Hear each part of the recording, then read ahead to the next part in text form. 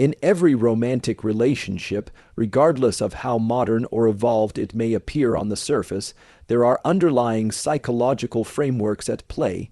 These frameworks aren't typically laid out like legal documents or even discussed explicitly between partners. Instead, they form what we can refer to as unspoken psychological contracts, deeply embedded expectations about how love, support, commitment, trust, and even finances should work. These contracts are not signed with ink. They are encoded through experience, often early in life, and reinforced over time through repetition and emotional reinforcement. Their power lies in their invisibility. They function silently but influence relationship behavior at every level, from the way people argue, to how they support each other emotionally, to how they navigate economic decisions. The brain is highly predictive. At a neurobiological level, much of our behavior is shaped by the brain's desire to minimize uncertainty. The prefrontal cortex works continually to anticipate what's going to happen next in any interaction, especially in high-stakes social settings like intimate relationships. When two people enter into a relationship, their respective brains are subconsciously constructing a model of what to expect from each other. These models are informed by prior experiences, family dynamics, past relationships, culture, and even media portrayals of romance. Once this internal model forms, it acts like a filter. The brain begins to process new experiences through the lens of what it expects should happen. This is why misalignments in these internal, unspoken expectations can create such deep emotional friction. The neuroscience of attachment gives us a clear window into this process. The attachment system is an evolutionarily conserved biological mechanism designed to keep humans close to those who provide security and care. In early childhood, our brains encode emotional templates based on how our caregivers responded to our needs. If care was consistent and nurturing, the child typically develops a secure attachment pattern. If care was erratic, distant, or intrusive, the brain adapts to form patterns of anxious or avoidant attachment. What's crucial is that these patterns don't just affect childhood, they become the silent operators behind adult romantic behavior. They are, in effect, the original psychological contracts. For example, someone with an anxious attachment pattern may carry an internal contract that says, "If you love me, you'll reassure me constantly, respond immediately, and never make me feel uncertain." Meanwhile, someone with an avoidant attachment style may operate from an unspoken agreement that says, "If you respect me, you'll give me space, avoid too much emotional intensity, and not ask too much." The clash between these contracts can produce profound confusion and conflict. To the anxious partner, distance feels like punishment. To the avoidant partner, emotional need feels like pressure. Neither person is necessarily wrong, they're just operating from different rulebooks, developed in different neural environments. Another key element that reinforces these contracts is the role of neurochemistry in bonding. Oxytocin, often called the love hormone, plays a critical role in emotional connection, trust, and bonding.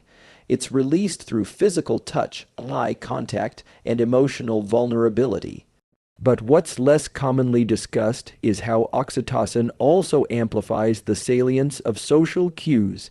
That means once a bond is formed, the brain becomes hyper, attuned to cues from the partner, both positive and negative. A kind word or affectionate gesture can flood the brain with a sense of safety and reward. But a perceived slight or inconsistency, especially if it violates the brain's internal contract, can trigger an outsized stress response, sometimes even disproportionate to the actual situation. This stress response is mediated by the hypothalamic, pituitary, adrenal HPA axis. When the brain perceives a social threat, say, a partner pulling away emotionally, or not texting back during a moment of vulnerability, the amygdala becomes activated. The amygdala is the brain's threat detection system. It doesn't differentiate between a tiger in the jungle and a perceived rejection in a conversation. It just sends the same message: "This is dangerous, cortisol levels spike, heart rate increases, the prefrontal cortex, which is responsible for logical reasoning, goes offline. This is why emotional arguments in relationships can feel so overwhelming and irrational. It's not just psychological. It's biological. Importantly, the unspoken contracts also govern how partners handle repair. Every relationship has conflict. The presence of conflict doesn't break a relationship. It's how partners repair after conflict that matters. If both individuals operate under aligned psychological contracts, perhaps both expect and value emotional debriefing after arguments, they're likely to process repair in a similar fashion. But if one person's unspoken rule is let's talk about this and reconnect immediately, and the other's rule is let's take time apart before revisiting, the repair process itself becomes a secondary conflict. The brain interprets these discrepancies not just as practical issues, but as violations of the relationship's core emotional infrastructure. This is where conscious awareness can transform relationships. Neuroscience research shows that the adult brain retains a high degree of plasticity, the ability to change and form new connections, especially in the domains of emotion and cognition. By making the unspoken spoken, by articulating needs, expectations, and emotional blueprints, couples can literally reshape the neural patterns that govern their relationship. This involves engaging the prefrontal cortex to override reactive circuits and instead engage in reflective, regulated conversation.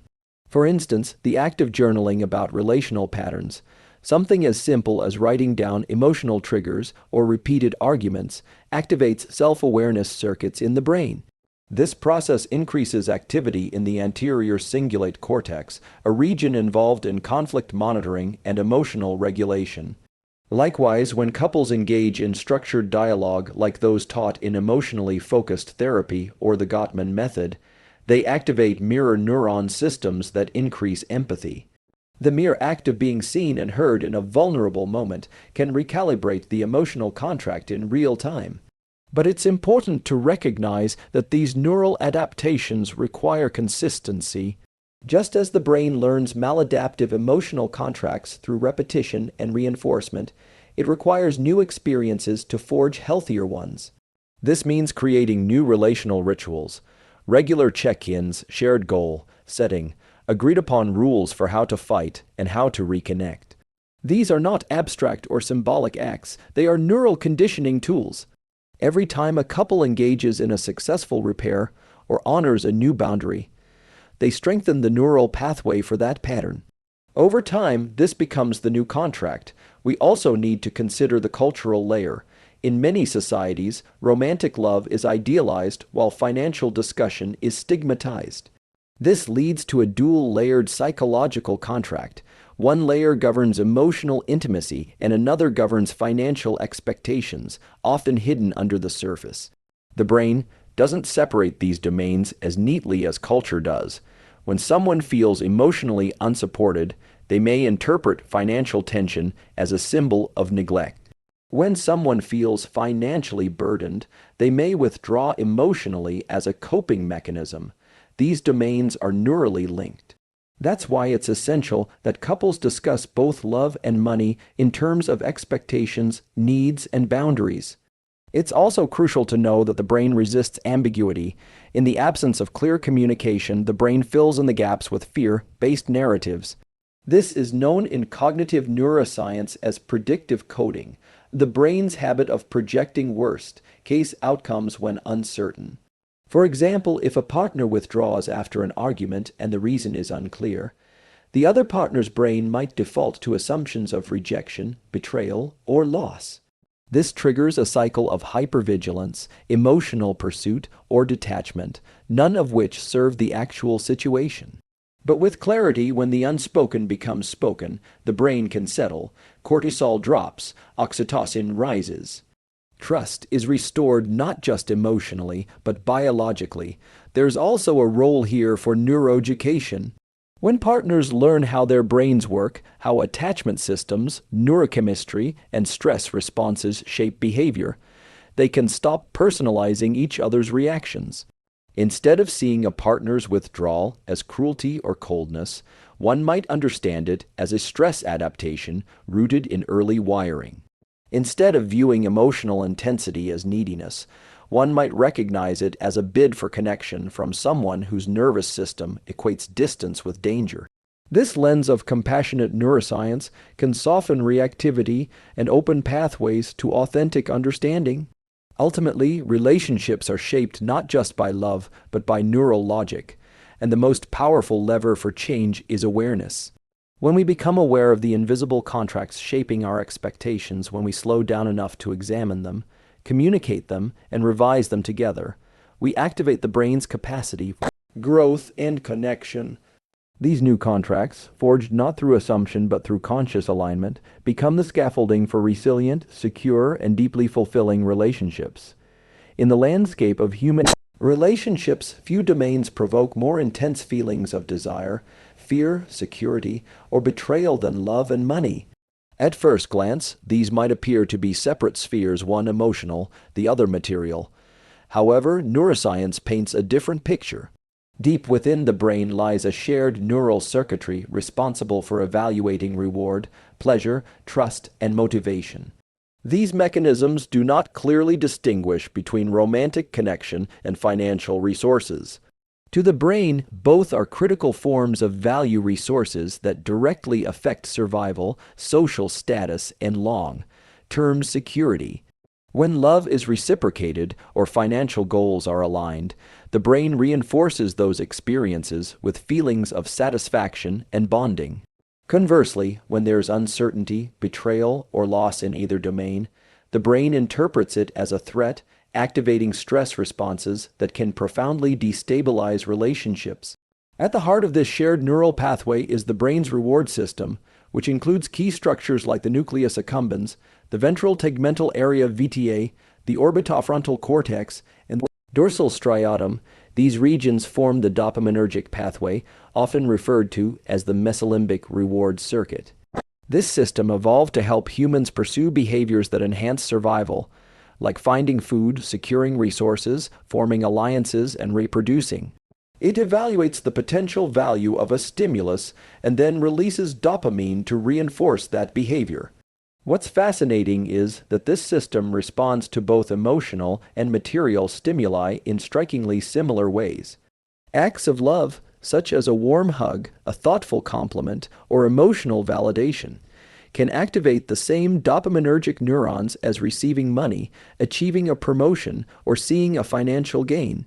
A classic example comes from functional MRI studies that observe how the brain responds to images of romantic partners versus monetary rewards. When individuals view photos of someone they are deeply in love with, there's increased activity in the VTA, the same area that lights up when people anticipate receiving a monetary reward. The similarity of these activations reveals a core truth. The brain processes love and money as interrelated forms of value. In many ways, they are interchangeable currencies in the mind, each capable of generating feelings of security, power, risk, and reward. This overlap has powerful implications for how couples experience and navigate relationships. For example, when two people fall in love, their brains are flooded with dopamine, oxytocin, and serotonin. These chemicals not only create euphoria and attachment, but also reinforce the belief that the relationship is valuable and rewarding. This biological reinforcement system can mirror what happens when someone achieves a financial milestone. But here's the catch. Just as financial gain can lead to increased expectations and risk-taking, so can emotional intimacy. The more invested we become, the more we have to lose, and the more sensitive the brain becomes to threats, inconsistencies, or perceived inequities. This is why conflicts over money in relationships often carry emotional weight that seems disproportionate to the practical issue at hand. When a partner spends without consulting the other, hides financial information, or earns significantly more or less, the brain doesn't simply register a numerical discrepancy. Instead, the reward system interprets the action as a betrayal of shared values, a threat to future stability, or an imbalance in relational equity. From a neurobiological standpoint, the same circuitry that interprets emotional betrayal like infidelity or emotional neglect is activated when financial trust is broken. Another key player in this equation is the insular cortex, which helps monitor internal states of uncertainty, risk, and fairness. This region becomes particularly active when we feel we're not being treated equitably, whether emotionally or financially. Research shows that people will often forego material gain if they perceive an offer as unfair. This is because fairness, like love and money, is a deeply encoded value in the brain. It informs our social contracts and helps regulate cooperative behavior. In relationships, when one partner feels they are giving more emotionally while the other is contributing more financially, or vice versa, the brain's fairness monitor kicks in. If these contributions are not acknowledged or reciprocated, feelings of resentment can build, often subconsciously, leading to emotional withdrawal or passive-aggressive behavior. The overlap of emotional and financial reward pathways also helps explain why love and money are often used as tools of control or compensation in relationships. Someone who feels emotionally deprived may seek financial compensation, more gifts, more spending power, more control over budgeting as a way of reestablishing equilibrium. Conversely, someone who feels financially insecure may seek greater emotional reassurance or connection to offset feelings of inadequacy. These exchanges are rarely explicit, but the brain experiences them as attempts to balance the reward equation. When the system feels imbalanced, stress increases, motivation to connect decreases, and partners may resort to coercive or avoidant strategies, none of which serve the long-term health of relationship. Stress responses further complicate this dynamic. The limbic system, especially the amygdala, becomes highly sensitive to anything that threatens perceived security. Financial instability, like unexpected debt, job loss, or poor spending habits, can trigger this alarm system just as powerfully as emotional threats like withdrawal, criticism, or infidelity. Once the amygdala is activated, the hypothalamus signals the pituitary and adrenal glands to release cortisol. Elevated cortisol narrows attention, impairs prefrontal regulation, and increases impulsivity and defensiveness. This is why money-related discussions in relationships often escalate quickly and feel emotionally charged. It's not just the topic, it's the biology. The brain is reacting to perceived threats on multiple fronts: survival, value, fairness, and control. Understanding these shared circuits also opens up powerful opportunities for relational growth. Couples who recognize that their emotional and financial worlds are interlinked can begin to explore these connections with curiosity instead of judgment. They can ask questions like, when do I feel most secure with you emotionally? When do I feel most secure financially? What do I need in each domain to feel safe, connected, and valued? These conversations activate the prefrontal cortex, the part of the brain responsible for executive function, empathy, and long-term planning. When both partners engage their prefrontal circuits in dialogue, they can override limbic reactivity and co-regulate each other's nervous systems. Couples can also begin to co-construct new reward pathways. One effective method is to link financial behaviors to emotional goals. For instance, saving money together for a shared experience like travel or building a home creates a dual reward: financial progress and emotional bonding. This releases dopamine not just during the final achievement, but throughout the process of working together. Similarly, expressing appreciation for each other's contributions, whether they are emotional or financial, activates the reward system and strengthens relational attachment. There's also a crucial role for rituals. Neuroscience shows that predictable routines reduce uncertainty and lower cortisol. Establishing weekly relationship check-ins that include both emotional and financial topics can transform potential sources of conflict into opportunities for connection. These rituals create neural associations between transparency, trust, and calm. They help decouple past trauma or reactive narratives from present-day dynamics. Over time, this neuro-associative learning helps partners build resilience not just individually, but as a dyadic unit. It's worth noting that individual brain wiring plays a significant role in how love and money are interpreted. Some people have hypersensitive dopamine systems, they seek novelty and stimulation, and may take greater risks in both relationships and finances. Others have higher baseline activity in the insula or amygdala, making them more attuned to potential threats and more cautious. This neurodiversity must be acknowledged in relationships. What feels exciting to one partner may feel reckless to another. What feels prudent to one may feel suffocating to the other. The key is not to eliminate differences, but to understand them through a neurological lens. Education is a crucial tool here. When partners learn how their brains respond to love and money, they can replace blame with understanding. Instead of accusing a partner of being too emotional or too controlling, they can begin to explore the underlying neural patterns driving that behavior. Are they seeking reassurance, avoiding conflict, trying to regain a sense of agency? This shift from pathology to neuroscience allows couples to approach challenges not as moral failings, but as opportunities to reshape the brain through relational experience. Mindfulness and somatic regulation techniques can also be integrated into this process. Practices like deep diaphragmatic breathing, interoception training tuning into bodily sensations, and meditation activate the parasympathetic nervous system and reduce limbic hyperactivity. This allows couples to stay regulated during difficult conversations about love and money. When the nervous system is calm, the brain is more capable of integrating new information, building empathy, and creating new behavioral pathways. The long-term outcome of understanding the neural overlap between love and money is empowerment.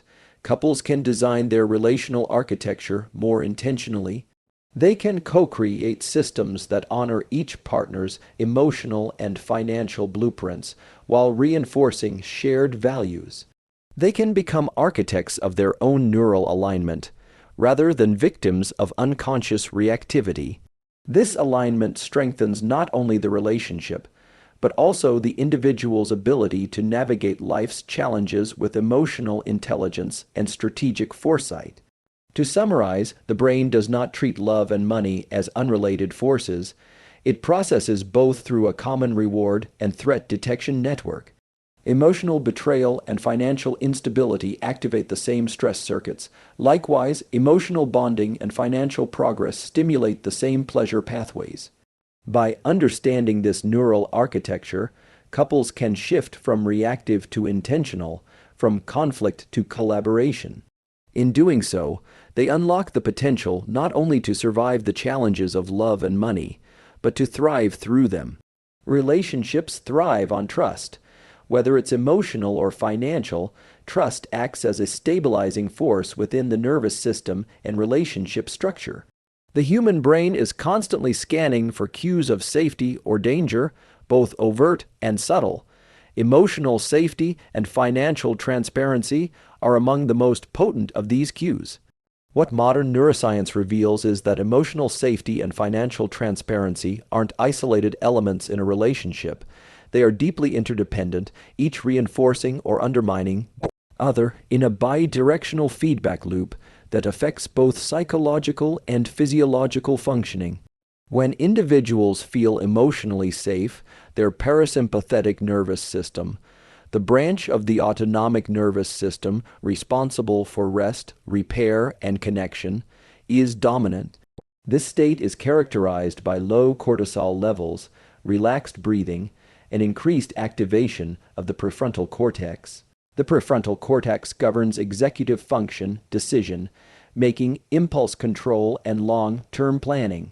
In other words, when a person feels safe emotionally, their brain is literally better equipped to make rational decisions, including those related to finances. They're also more likely to engage in vulnerable, honest communication because the body isn't in a reactive, defensive state. Financial transparency, on the other hand, sends strong safety signals to the brain. When partners are open about income, expenses, debts, financial goals, and spending patterns, they reduce uncertainty. The human brain is evolutionarily wired to seek predictability, especially in social and survival contexts. Money represents both. Historically, access to resources was a determinant of survival. Today, it still symbolizes security, autonomy, and power. So when financial information is withheld, distorted, or ambiguous, the brain responds with a threat alert. The amygdala activates, cortisol rises, and trust begins to erode. The same system that's triggered during social exclusion or emotional betrayal lights up when money becomes a source of secrecy or instability. This neurobiological interaction creates a loop. Lack of emotional safety often leads to financial concealment, small things at first, an undisclosed purchase, a hidden debt, or simply avoiding financial conversations. These actions, in turn, create further emotional insecurity in the partner, reinforcing avoidance or defensiveness. Over time, this feedback loop deepens and becomes a relational default. On the other hand, when one partner feels heard, seen, and emotionally supported, they're more likely to be transparent with finances. They perceive the relationship as a safe container, one where mistakes can be discussed without fear, goals can be aligned, and boundaries can be respected. One of the core neurochemical processes that underscores this loop is oxytocin release. Oxytocin, commonly referred to as the bonding hormone, is released during physical affection, eye contact, shared experiences, and vulnerable communication. It promotes trust and reduces stress. Studies have shown that higher oxytocin levels correlate with increased prosocial behaviors, including honesty, cooperation, and empathy. In a relationship context, when partners share vulnerable truths, whether it's "I'm feeling overwhelmed" or "I'm struggling with debt," and those truths are met with compassion instead of criticism, oxytocin surges. This doesn't just feel good emotionally. It biologically reinforces the value of openness and the safety of the relational bond. On the flip side, deception, whether emotional or financial, activates the anterior insula and the dorsal anterior cingulate cortex. These regions are involved in conflict detection and moral processing. The body experiences dissonance when telling lies or withholding truths. This internal conflict activates stress pathways, which over time contribute to emotional exhaustion and psychological distancing. In other words, even the person keeping secrets is neurologically impacted. It costs the brain to maintain deceit, just as it costs the relationship trust. There's a phenomenon in behavioral economics called moral licensing, where individuals justify dishonest behavior in one domain because of good behavior in another. In relationships, this often manifests as emotional or financial rationalization. A partner may think, "I work hard and provide for the household, so it's okay if I make this secret purchase," or "I give so much emotionally, so I shouldn't have to disclose everything financially." These rationalizations are not just psychological, they represent internal neural balancing acts. The reward system tries to maintain a sense of coherence and self-justification, even if it undermines the relationship's integrity. The prefrontal cortex can override these patterns, but only under certain conditions. For the prefrontal cortex to function optimally, it needs a regulated nervous system. That means emotional safety must precede cognitive restructuring. You cannot reason with a partner or yourself effectively when in a state of fear, anger, or shame. That's why difficult conversations about money and vulnerability need to happen when both partners are in a calm, regulated state. Neuroscience teaches us that state-dependent learning is real. The emotional and physiological state we're in during a conversation determines how we encode, recall, and act on information. Practically speaking, couples can use this knowledge to their advantage by establishing rituals or contexts that cue safety. For instance, setting a recurring time each week to review budgets, expenses, or future goals can serve as a form of exposure therapy. It creates predictability around what's often a chaotic or avoided topic. Starting these conversations with affirmations of care and shared vision before diving into numbers primes the brain for connection. Even something as simple as physical touch during a difficult conversation activates oxytocin and downregulates amygdala reactivity. These small neural cues create an environment where transparency can thrive. Research in developmental psychology and interpersonal neurobiology also supports the idea that individuals who felt emotionally secure in childhood are more likely to be financially transparent in adult relationships.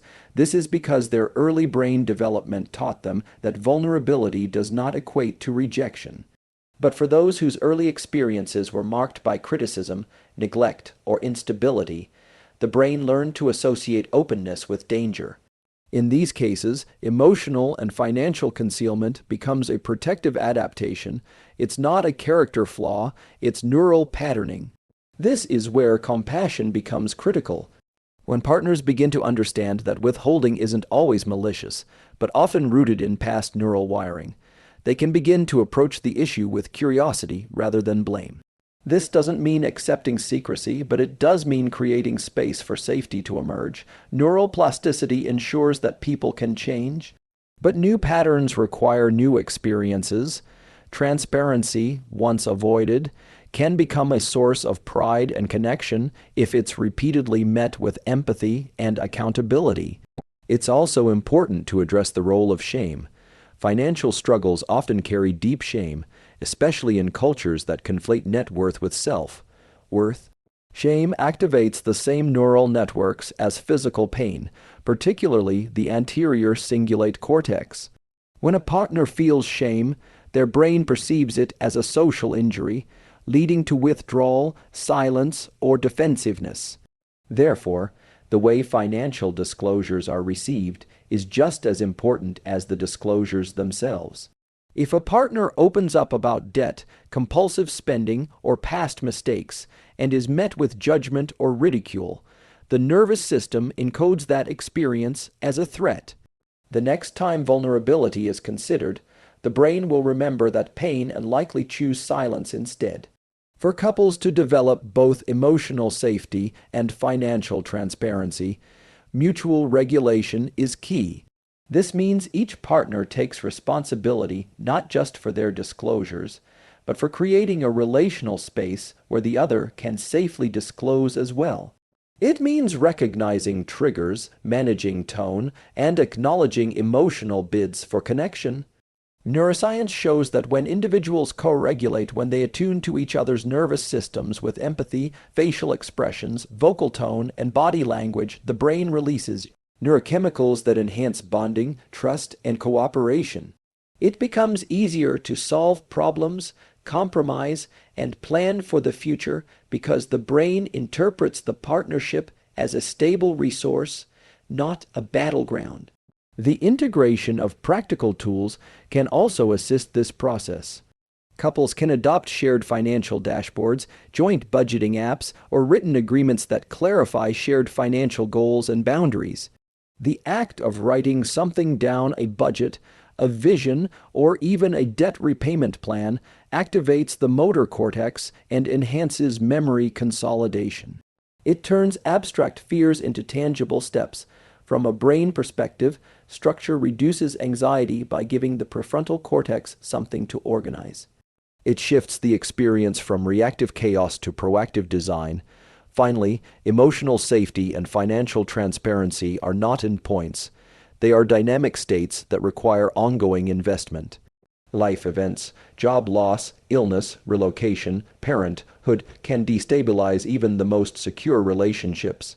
But when couples have built a neurological foundation of trust, they can weather these storms without defaulting to secrecy or blame. They know how to return to regulation, how to name their fears, and how to co-create solutions. To maintain this resilience, couples can engage in periodic relationship audit. It's conscious conversations where each partner reflects on questions like, do I feel safe expressing my financial fears? Do I feel heard when I talk about emotional needs? Are we aligned in our goals? Are there places where I've been withholding, and why? These are not just reflective questions. They are neurobiological tuning forks. They help align the emotional and financial nervous systems of the partnership, keeping the bond strong and adaptive over time. In conclusion, emotional safety and financial transparency are two sides of the same neural coin. Each one either supports or undermines the other. When both are present, the brain experiences the relationship as a secure base, a place from which individuals can grow, take risks, heal, and thrive. This is not just poetic, it is scientific. The circuitry of love and money share deep neural roots. By understanding and honoring this bidirectional relationship, couples can move beyond survival and into sustained relational flourishing. Relationships, particularly long-term partnerships, are often guided by unspoken assumptions, emotional reflexes, and deeply rooted behavioral patterns that emerge from our early attachment experiences and social conditioning. However, the human brain is not static. Through the process of neuroplasticity, which refers to the brain's ability to reorganize itself by forming new neural connections, we gain the power to actively reshape the way we relate to others. This is especially true in the context of romantic partnerships. When couples decide to shift from reactive behavior to conscious, intentional agreements, what we can think of as conscious contracts, they are not only improving the logistics of their relationship, they are also rewiring the neural circuits that regulate trust, stress, bonding, and communication. A conscious contract, in contrast to an implicit emotional agreement, is created through deliberate conversation, mutual respect, and clear boundaries. It involves articulating needs, setting expectations, and regularly revisiting those agreements as the relationship evolves. These contracts may not be legally binding, but they are psychologically and neurobiologically significant. When couples create these contracts together, they are engaging several high-order brain regions responsible for emotional regulation, planning, empathy, and cognitive flexibility. This process alone, when done with intention, activates the prefrontal cortex, which helps inhibit the limbic system's fight or flight reactivity and increases the probability of long-term bonding through stability, predictability, and shared vision. Consider the difference between a couple that argues about the same unresolved issue over and over, perhaps how they handle conflict, parenting, or money, versus a couple that sits down to define, collaboratively, how they want to navigate that issue going forward. The first couple is likely stuck in a limbic loop where the amygdala continually interprets threat and the hippocampus encodes emotional memory without resolution. Over time, these loops reinforce emotional distance and unpredictability. The second couple, by contrast, uses their executive brain to slow down, step back, and develop a shared framework. This process inherently reduces limbic activation and creates a new memory trace, what might be called a relational template, for how to respond with intention rather than reactivity. One of the most impactful effects of conscious contracts is their ability to promote secure attachment. Attachment theory tells us that secure relationships are built not on perfection, but on consistency, predictability, and repair. When partners know what to expect from one another and feel safe expressing concerns without fear of abandonment or judgment, the brain interprets the relationship as a safe base. Conscious contracts contribute to this by making roles, responsibilities, and boundaries explicit. This reduces the brain's need to constantly scan for danger or interpret ambiguous cues.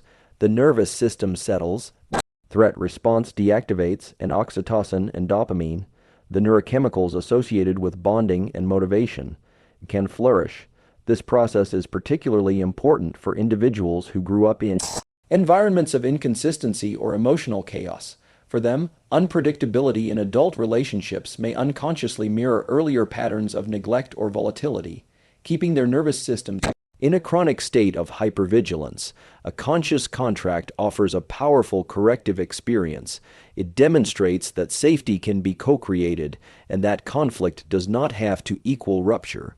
Over time, this rewires the brain's prediction model. Instead of anticipating loss or conflict, the brain begins to expect resolution and care.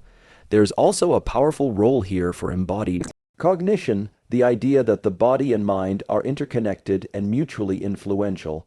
When partners agree on specific relational behaviors and rituals like debriefing after arguments, sharing gratitude regularly, or creating space for individual autonomy, those behaviors are not merely symbolic. They are embodied repetitions that build muscle memory, nervous system resilience, and emotional intimacy. Just like physical exercise conditions the body, relational rituals condition the brain, body system to respond with presence and compassion under stress. Neuroscience also teaches us that behavior change is more sustainable when reinforced through repetition and emotional salience. In the context of conscious contracts, this means it's not enough to agree once on how to handle conflict or finances. Those agreements must be revisited, reaffirmed, and revised over time. Every time a couple honors their contract, perhaps by taking a pause during an escalating argument as they previously agreed, they reinforce the neural pathway associated with cooperation, self-regulation, and empathy. Over time, these pathways become more efficient, making positive responses feel more automatic and less effortful. This is the process of relational neuroplasticity in action. Another key neural system involved here is the mirror neuron system. Mirror neurons help us understand and simulate the intentions and emotions of others. When a partner behaves in alignment with a conscious contract, by being transparent, calm, or attuned, it activates the mirror neuron system in the other partner, facilitating attunement, empathy, and co-regulation. This is especially potent in moments of stress or conflict, when nervous systems tend to become dysregulated. A calm, grounded response from one partner can downshift the other's sympathetic arousal, enabling a return to rational discourse and connection. This mechanism is also why conscious contracts need to be co-created rather than imposed. When both partners participate in designing their relational agreements, their mirror neurons and prefrontal regions are both engaged. The act of joint creation fosters a sense of ownership, accountability, and collaboration. It's not about one partner dictating terms. It's about both individuals crafting a shared framework that supports mutual growth. The brain encodes this shared authorship as a reward signal. It's reinforcing not just because of the outcome, but because of the cooperative process itself. Conscious contracts also have a profound impact on long-term motivation and goal alignment. The brain's dopaminergic system is designed to seek progress and reinforcement. When couples articulate shared values, whether it's building a home, saving for a trip, starting a family, or simply growing in emotional intelligence, they create motivational targets. Each step toward these goals releases dopamine, which not only reinforces behavior but also deepens the emotional bond between partners. Achieving goals together becomes more than logistical success. It becomes a neurochemical bonding experience. This dopamine mechanism can be undermined, however, by ambiguity, inconsistency, or broken agreements. When contracts are vague, not upheld, or ignored, the brain interprets this as a prediction error. In neuroscience, prediction errors occur when expectations are violated, especially in important domains like trust or safety. Repeated prediction errors diminish dopamine release and can lead to learned helplessness, where one or both partners stop trying to improve the relationship because the brain no longer expects positive outcomes. Avoiding this outcome requires intentional design, regular dialogue, and a commitment to revising contracts when needed. The ability to revise and update conscious contracts is one of their greatest strengths. Unlike rigid rules, these contracts are living documents, flexible frameworks that adapt to changes in life stage, career, health, family, and personal growth. This adaptive quality mirrors the brain's own plasticity. In fact, the anterior cingulate cortex, a region involved in error detection and behavioral flexibility, is activated when people revise strategies in response to new data. Couples who view their agreements as adaptive rather than fixed are more resilient in the face of stress, uncertainty, and change. Effective conscious contracts also include mechanisms for rupture and repair.